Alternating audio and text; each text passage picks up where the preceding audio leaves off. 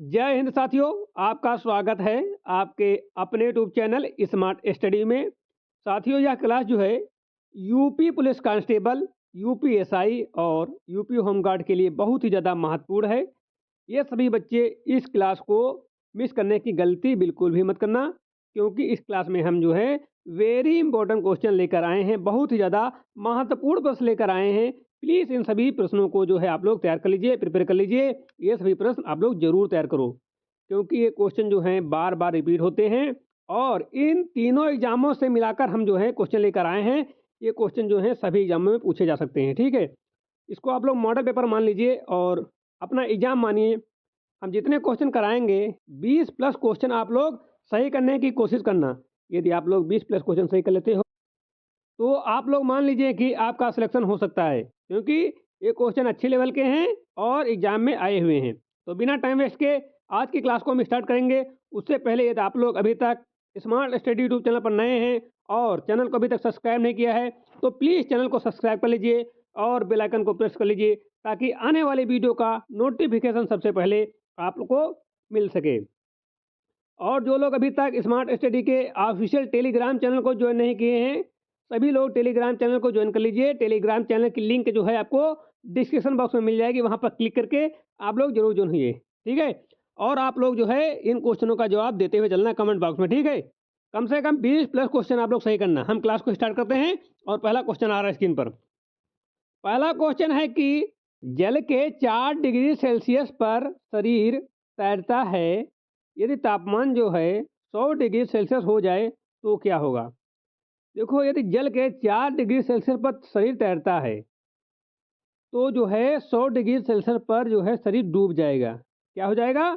डूब जाएगा। किसके कारण? घनत्व के कारण जो है डूब जाएगा, ठीक है। देखो, जल का घनत्व जो है 4 डिग्री सेल्सियस पर क्या होता है? अधिकतम होता है। इसलिए उस ताप पर वस्तुएं अपेक्षाकृत अधिक तैरती हैं। लेकिन 100 डिग्री सेल्सियस पर जो है जल का घनत्व कम हो जाता है। क्या हो जाता है? कम हो जाता है। घनत्व घटने से उत्प्लावन बल जो है कम हो जाता है। क्या हो जाता है? कम हो जाता है। इसी कारण वही शरीर जो है जल में डूबने लगता है, ठीक है। यह घनत्व एवं उत्प्लावन सिद्धांत पर आधारित है। तो इसका राइट आंसर हो जाता है ऑप्शन नंबर बी, डूब जाएगा, ठीक है। अगले क्वेश्चन चलते हैं। अगला क्वेश्चन है कि मोल को अन्य किस नाम से जाना जाता है। मोल को अन्य किस नाम से जाना जाता है? ऑप्शन है ग्राम अणु, परमाणु भार, अवोगाद्रो संख्या या रासायनिक इकाई। तो मोल को जो है ग्राम अणु के नाम से जाना जाता है। किसे? ग्राम अणु के नाम से। रसायन विज्ञान में मोल को ग्राम अणु भी कहा जाता है। यह किसी पदार्थ की वह मात्रा है जिसमें 6.022 इंटू 10⁻23 कण होते हैं। कितने होते हैं? 6.022 इंटू 10⁻23 कण होते हैं। मोल का प्रयोग जो है द्रव्यमान और कणों के बीच संबंध बताने में होता है। किसमें होता है? मोल का प्रयोग जो है द्रव्यमान और कणों के बीच संबंध बताने में होता है। किसमें? संबंध। और परमाणु भार जब ग्राम पर व्यक्त किया जाए तो वह मोल हो जाता है। परमाणु भार जब ग्राम में व्यक्त किया जाए तो वह मोल हो जाता है। इसी कारण इसे ग्राम अणु कहते हैं। क्या कहते हैं? ग्राम अणु कहते हैं। तो राइट आंसर हो जाता है ऑप्शन नंबर ए, ग्राम अणु। कितने बच्चों के इन दो क्वेश्चनों में से दोनों सही हुए हैं? जल्दी से कमेंट में बता दीजिए। अगला क्वेश्चन है कि भारत का सबसे बड़ा उच्च न्यायालय कौन सा है। भारत का सबसे बड़ा उच्च न्यायालय कौन सा है? दिल्ली उच्च न्यायालय, बॉम्बे उच्च न्यायालय, इलाहाबाद उच्च न्यायालय या फिर मद्रास उच्च न्यायालय। तो राइट आंसर हो जाता है इलाहाबाद उच्च न्यायालय। इलाहाबाद उच्च न्यायालय भारत का सबसे बड़ा उच्च न्यायालय है, ठीक है। भारत का सबसे बड़ा उच्च न्यायालय इलाहाबाद उच्च न्यायालय। यह न्यायाधीशों की संख्या के आधार पर सबसे बड़ा है। पूछे किस आधार पर सबसे बड़ा है, तो यहाँ न्यायाधीशों की संख्या के आधार पर सबसे बड़ा है। इसकी स्थापना पूछे तो इसकी स्थापना 1866 में हुई थी। अब इसका नाम क्या हो गया है? प्रयागराज उच्च न्यायालय। क्या हो गया है? प्रयागराज उच्च न्यायालय। यह उत्तर प्रदेश राज्य का उच्च न्यायालय है, ठीक है। उत्तर प्रदेश राज्य का ये उच्च न्यायालय है। तो राइट आंसर हो जाता है ऑप्शन नंबर सी, इलाहाबाद उच्च न्यायालय या फिर प्रयागराज उच्च न्यायालय आपको देखने को मिल सकता है लिखा हुआ, ठीक है।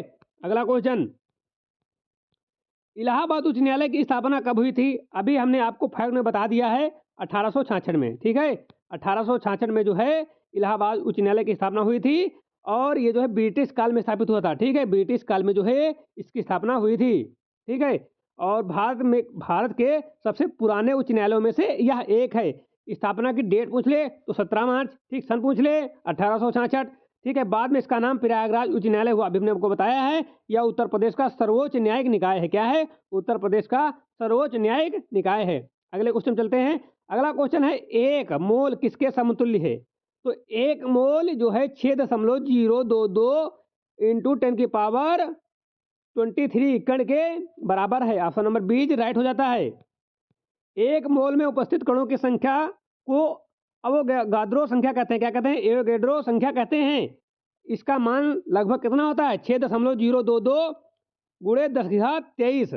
यह परमाणु, अणु या आयन किसी का भी हो सकता है। रसायन विज्ञान में गणनाओं का यह आधार है। यदि इसका जो है एसआई मात्रक प्रणाली का भाग पूछे तो यह बहुत ही ज़्यादा महत्वपूर्ण है, ठीक है? एसआई मात्रक प्रणाली का यह महत्वपूर्ण भाग है, ठीक है? अगला क्वेश्चन, कालीबंगा स्थल राजस्थान के किस जिले में स्थित है? कालीबंगा स्थल राजस्थान के किस जिले में स्थित है? बीकानेर, श्रीगंगानगर या हनुमानगढ़ चूरू? तो वर्तमान में जो है हनुमानगढ़ में स्थित है। पहले श्री गंगानगर में था, लेकिन अब हनुमानगढ़ में है। ऑप्शन नंबर सी राइट हो जाता है।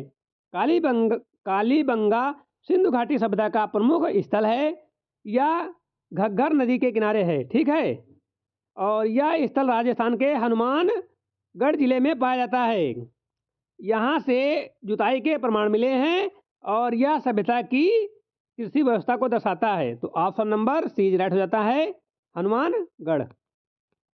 अगला क्वेश्चन, मानव शरीर की सबसे बड़ी हड्डी कौन सी है? बताने की जरूरत है नहीं, सभी को पता होगा, फीमर होती है। क्या होती है? फीमर। फीमर जो है जांघ की हड्डी होती है और यह सबसे बड़ी हड्डी होती है, ठीक है? और इसे जो है सबसे लंबी और सबसे मजबूत हड्डी भी माना जाता है। यह जो है मानव शरीर के पूरे शरीर का भार जो है वहन करती है, ठीक है? अगला क्वेश्चन है कि रणजीत सिंह ने प्रसिद्ध कोहनूर हीरा किससे प्राप्त किया था? रणजीत सिंह ने प्रसिद्ध कोहनूर हीरा किससे प्राप्त किया था? शाह शुजा दुरानी या नादिर शाह या अहमद शाह अब्दाली या शाहजहां? तो रणजीत सिंह ने जो है प्रसिद्ध कोहनूर हीरा जो है वो शाह शुजा दुरानी से प्राप्त किया था। ऑप्शन नंबर ए सही हो जाता है, ठीक है? अगला क्वेश्चन, इसका थोड़ा डिटेल सॉल्यूशन देख लेते हैं कि कोहनूर हीरा पहले अफगान शासकों के पास था। किसके पास था? अफगान शासकों के पास था। शाह शुजा दुर्रानी अफगानिस्तान का शासक था और रणजीत सिंह ने उसे यह हीरा प्राप्त किया। रणजीत सिंह ने जो है उससे यह हीरा प्राप्त किया। यह बाद में अंग्रेजों के पास चला गया। आज यह ब्रिटेन के शाही खजाने में है, ठीक है? ब्रिटेन के शाही खजाने में है। अगला क्वेश्चन है, भारत में व्यापारिक वायुसेना की स्थापना किसने की? भारत में व्यापारिक वायुसेना की स्थापना किसने की? तो इसका राइट आंसर हो जाता है option number B, JRD Tata. Bharat की पहली वाणिज्य एयरलाइन टाटा एयरलाइंस की थी। इसकी स्थापना पूछे तो 1932 में हुई थी। JRD टाटा ने की थी इसकी स्थापना। बाद में यह है एयर इंडिया बनी। JRD टाटा भारत के पहले पायलट भी थे। इसी से भारत में नागरिक उड़ान की शुरुआत हुई। ऑप्शन नंबर बी राइट हो जाता है, JRD टाटा। तो बच्चों यहाँ तक आपको क्लास कैसी लगी? यदि अच्छी लग रही हो तो लाइक करते हुए चलना, कमेंट करते हुए चलना और जितने क्वेश्चन को आपका जवाब पता पहले से उसका आप लोग जो है जवाब देते हुए चलना, ठीक है? अगले क्वेश्चन चलते हैं। अगला क्वेश्चन है कि बद्दू जनजाति कहाँ पाई जाती है? बद्दू जनजाति कहाँ पाई जाती है? असम, राजस्थान, झारखंड या उड़ीसा? तो बद्दू जनजाति जो है वो राजस्थान में पाई जाती है। कहाँ? राजस्थान में। बद्दू जनजाति राजस्थान के शुष्क क्षेत्रों में पाई जाती है। यह जनजाति पारंपरिक जीवन शैली अपनाती है। इनकी आजीविका कृषि व पशुपालन पर आधारित है। इनकी आजीविका जो है कृषि और पशुपालन पर आधारित है। यह अनुसूचित जनजाति वर्ग में आती है। राजस्थान की जनजाति कृषि का भाग है। राजस्थान की जनजाति जो है संस्कृत का भाग है। Option number B is right हो जाता है राजस्थान। अगले क्वेश्चन चलते हैं और अगला क्वेश्चन आ रहा है कि भारत द्वारा प्रक्षेपित प्रथम उपग्रह किसका प्रयोग संचार परीक्षणों के लिए हुआ, वह कौन था? भारत द्वारा प्रक्षेपित प्रथम उपग्रह किसका प्रयोग संचार प्रशिक्षण के लिए हुआ, वह कौन था? Aryabhata, Bhaskar, INSAT, INSAT 1A या एप्पल? तो राइट आंसर हो जाता है Apple. Option number D is right, Apple. Apple का पूर्ण नाम जो है क्या है? एप्पल का पूर्ण नाम है एराइन पैसेंजर पेलोड इम्पेरीमेंट। इसे जो है 1981 में प्रक्षेपित किया गया। यह भारत का पहला संचार प्रयोगात्मक उपग्रह था और इससे उपग्रह संचार तकनीक का परीक्षण हुआ।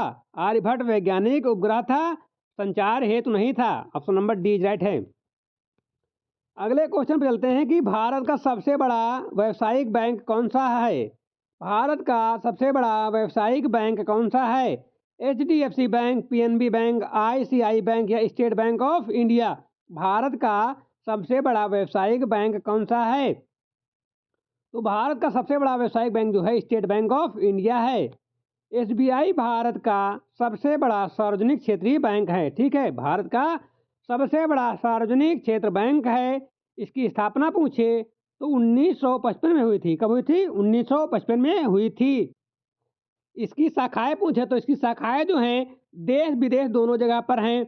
यह सरकार के अधिकांश वित्तीय कार्य संभालता है। ठीक है, यह सरकार के अधिकांश वित्तीय कार्य संभालता है। जमा और परिसंपत्तियों में यह प्रथम स्थान रखता है। तो ऑप्शन नंबर डी राइट हो जाता है। अगले क्वेश्चन पे चलते हैं कि विश्व का वह एकमात्र देश कौन सा है जिसमें महिलाओं के लिए अनिवार्य सैन्य सेवा दी है, मतलब सेवा की है? विश्व का पहला एकमात्र देश कौन सा है जिसमें महिलाओं के लिए अनिवार्य सैन्य सेवा है? ठीक है, नॉर्वे, चीन, इजराइल या रूस? इसका राइट आंसर हो जाता है इजराइल। इजराइल जो है, इजराइल में पुरुष और महिलाएं दोनों सैन्य सेवा करते हैं। यह महिलाओं के लिए भी अनिवार्य सेवा है। यह महिलाओं के लिए भी अनिवार्य सेवा है और यह व्यवस्था सुरक्षा कारणों से लागू है। अन्य देशों में यह स्वैच्छिक होती है। इजराइल की सेना को IDF कहा जाता है। क्या कहा जाता है? IDF कहा जाता है। तो राइट आंसर हो जाता है ऑप्शन नंबर सी, इजराइल। कितने बच्चों को इसका जवाब पहले से पता था कमेंट में जरूर बताना। अगले क्वेश्चन चलते हैं कि सुल्तान बनने से पूर्व इल्तुतमिश कहाँ का सूबेदार था? सुल्तान बनने से पूर्व इल्तुतमिश कहाँ का सूबेदार था? लाहौर, बदायूं, दिल्ली या अजमेर? तो सुल्तान बनने से पूर्व जो है इल्तुतमिश जो था वो बदायूं का सूबेदार था। बदायूं का। इल्तुतमिश जो है कुतुबुद्दीन ऐबक का दास था और उसे बदायूं का सूबेदार नियुक्त किया गया। उसने अपनी योग्यता से शक्ति प्राप्त की। बाद में वह दिल्ली का सुल्तान बना। क्या बना? दिल्ली का सुल्तान बना। तो राइट आंसर क्या हो जाता है? तो राइट आंसर हो जाता है ऑप्शन नंबर बी, बदायूं। अगले क्वेश्चन चलते हैं। अगला क्वेश्चन है कि मानव शरीर में अल्ना हड्डियों की संख्या कितनी होती है? मानव शरीर में अल्ना हड्डियों की संख्या कितनी होती है? 1, 2, 4 या 8? तो मानव शरीर में अल्ना हड्डियों की संख्या जो होती है 2 होती है। कितनी होती है? 2। अल्ना अग्रभुजा की प्रमुख हड्डी है। यह प्रत्येक हाथ में एक एक होती है। इस प्रकार कुल 2 अल्ना हड्डियां होती हैं। कितनी? 2 अल्ना हड्डियां होती हैं। यह कोहनी से कलाई तक फैली होती है। कहाँ से कहाँ तक? कोहनी से कलाई तक फैली होती है और यह रेडियस के साथ मिलकर कार्य करती है। किसके साथ? रेडियस के साथ मिलकर कार्य करती है। ऑप्शन नंबर बी राइट हो जाता है। अगले क्वेश्चन चलते हैं। अगला क्वेश्चन है कि सर्वप्रथम ओलंपिक खेलों का आयोजन कब हुआ? सर्वप्रथम ओलंपिक खेलों का आयोजन कब हुआ? 500 ईसा पूर्व, 1200 ईसा पूर्व, 776 ईसा पूर्व, 1896 ईसा पूर्व? तो सर्वप्रथम ओलंपिक खेलों का आयोजन जो हुआ था वो हुआ था 776 ईसा पूर्व में। प्राचीन ओलंपिक खेल यूनान में आयोजित हुए। कहाँ आयोजित हुए? यूनान में आयोजित हुए। इनका प्रथम आयोजन 1776 ईसा पूर्व में हुआ। यह ओलंपिया में संपन्न हुआ। कहाँ? ओलंपिया में संपन्न हुआ। ये खेल जियाउस देवता को समर्पित थे। किससे? जियाउस एक देवता थे, उनको समर्पित था। आधुनिक ओलंपिक जो है 1896 में शुरू हुई।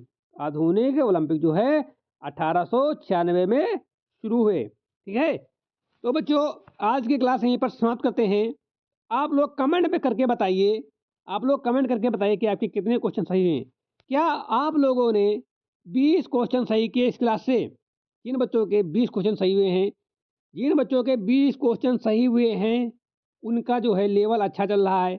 वो और थोड़ी मेहनत करें तो उनका सिलेक्शन होने की संभावना बढ़ जाती है। ठीक है, तो आप लोग जो है पढ़ते रहो और ऐसे ही जवाब देते चलो। ठीक है, हर सवाल का जवाब देना आपकी जिम्मेदारी है, ताकि जो है आपका जो है लेवल जो है बढ़ सके। क्वेश्चन देने से जो है, क्वेश्चन का सही जवाब देने से आपका जो है कॉन्फिडेंस लेवल बढ़ जाता है। ठीक है, तो आज की क्लास को यहीं पे विराम देते हैं। क्लास अच्छी लगी हो तो लाइक कर देना।